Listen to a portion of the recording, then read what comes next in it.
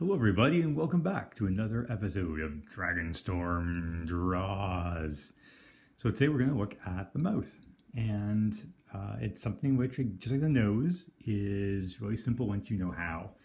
So we spoke about the philtrum, which is below the nose last time, and it kind of fits nicely into what's called Cupid's bow here, which is the top part of the lips. So let's draw the mouth and let's see how we do here. So I'm going to start with that Cupid's bow. I'm just going to start with a U shape. It's a very broad, low U shape. And I'm just going to have from the top of each of these U shapes a line coming down at about a 45-degree angle. It might have a slight curve upwards, kind of curving up a little bit until I reach just below where the middle of the U is. So kind of a bit lower than about here, not quite as low. Same on this side. I'm just going to draw that 45-degree angle, line coming down, slight curve. Try and get it to mimic that first one as best I can. All right, we'll do a little check. Pretty good. The bottom of the upper lip kind of looks like the beak of a bird almost at first glance. You've got a bit of a curve here, not quite as deep a curve as the U shape we did at the top. And then you're going to have it come up, down, and then up again. It's going to go up, down, and then up again. And you can adjust it as you go like I did there. I went a little bit too far low, I think, at first. There we go. Great. There's the upper lip. Now the lower lip is more plump, a little bit thicker than the upper one. So I'm going to start with the middle, make it a little wider. So this distance, wider than this distance. And it comes in curving again toward the end of the mouth. I'm not going to quite reach the end of the mouth though. We're going to leave a little bit of room there on either side, just so that that lip does look as, plump as it does. And if you get some makeup involved, you might get a little bit of a larger effect. Some people have just smaller lips as well, so you have to kind of gauge your subject. So I'm going to shade the lower lip first. I'm kind of curving my shade. You can see I've got a bit of a C sort of shape going on there as I go. That's just kind of giving it that extra three-dimensionality. And you tend to get a little bit of reflection on that lower lip. So I'm going to leave a little bit of white just in the middle there. Not at the bottom, not at the top, in the middle. And again, with makeup, you might get a more pronounced reflection. You might actually get an actual little reflection mark there.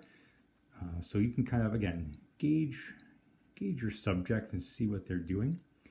And on the right-hand side of that lower lip, I'm doing that C shape again, but it's backwards. So it's curving the other way, like a backwards C sort of shape we're doing there. It's more straight toward the middle. All right. And just going to touch that up a little bit, give it an extra layer here and there. And we've got that reflective quality of the lip. I'm going to assume that they're bright red lips. We're going to give it some lipstick, and we're going to make that reflection mark really stand out there. Maybe make that a little bit lighter. There we go. Okay. Now the upper lip, for some reason, and I can't give you a scientific reason why, there might be one, I just don't know it. The upper lip tends to be darker than the lower lip. So I'm going to use that side of my pencil. We call that the overhand grip.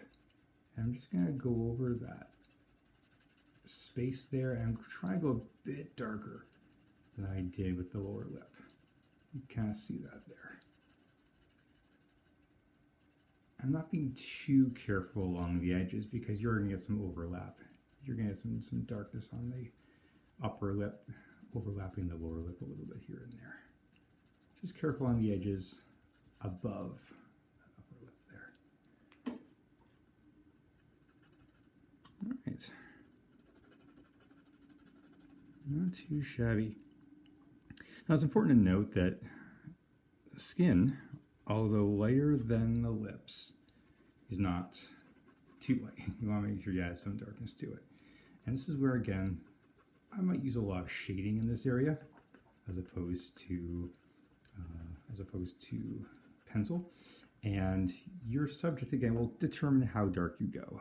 With a lighter complexion, you can make it obviously lighter effect. And with a darker complexion, we can go darker. Just be aware of reflections always. And we're going to give a little bit of dimple. You get sometimes a little bit of a skin sort of flap there happening. I'm going to darken below the lip as well, because the lower lip itself is going to cast a shadow. I apologize, my table is a little shaky. I gotta check those table legs. But that just gives, again, a bit more depth. And this is where the chin's going to start to take shape. Just blend a little bit here. All right, and you have yourself a mouth,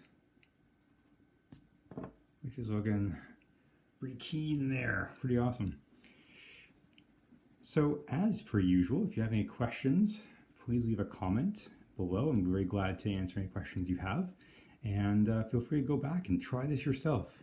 Because again, lips looks like, just like noses. They kind of look really difficult to do, but when you actually get around to, trying it out, turns out looking pretty good. As per usual, if you enjoyed the video, please consider giving it a like. Maybe share with friends who might also be interested in drawing.